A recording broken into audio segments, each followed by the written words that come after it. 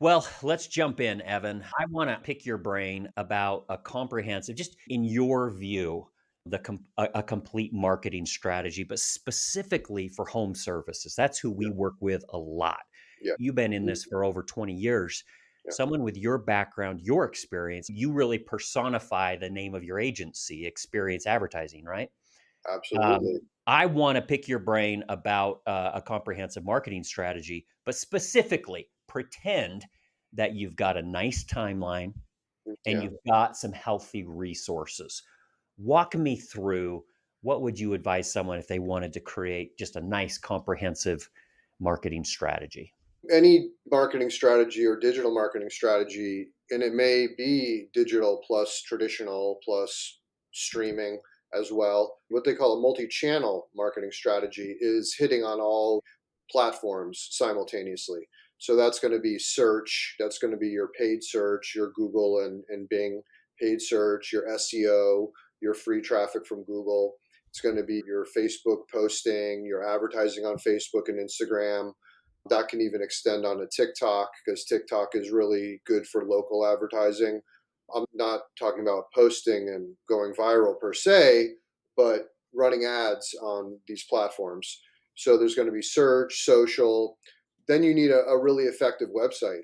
So the website is more than just a two-dimensional pretty thing. It does need to be aesthetically pleasing, but it has to convey your professionalism, your trustworthiness, your happy customers, gold star reviews everywhere, examples of your work, well written content, and also have tools as well, like pop ups or wait, before you go, give us your name and email and we'll get you a free quote. Or before you go, call us now and present them the phone number again. That's called an exit intent pop up.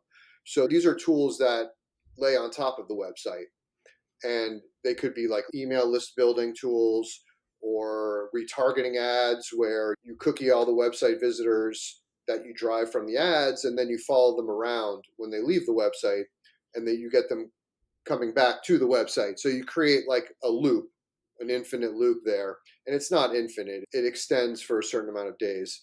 Those are some digital strategies. Then there's running local TV, even local radio. Print used to be all the rage at one time. If you were doing everything, you would include print in there as well. Valpak and these different mailers. There's also another thing called a post pilot where when they visit your website, it can kick out a postcard to mail them a postcard right from a website visitor that doesn't even divulge who they are. So you have to not only be advertising on the platforms effectively. And it's not easy at all. A lot of companies will use an agency, but then the agency's effectiveness is a huge question mark. They may handle it in house. They may or may not have the expertise to really manage these things in house. So it's problematic in that you have to have the right people masterminding it and managing on all the platforms. And if you outsource it to an agency, then you have to make sure they're doing a good job, which isn't easy to do as an owner or a marketing manager of the company. So you definitely have to hit on all the platforms simultaneously. Now, there's driving traffic to the website and letting the website do what it should. And again, there's a spectrum there of effectiveness.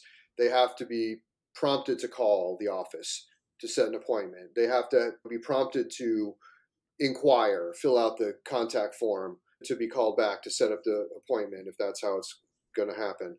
It all comes back to website effectiveness when you're driving traffic to the website.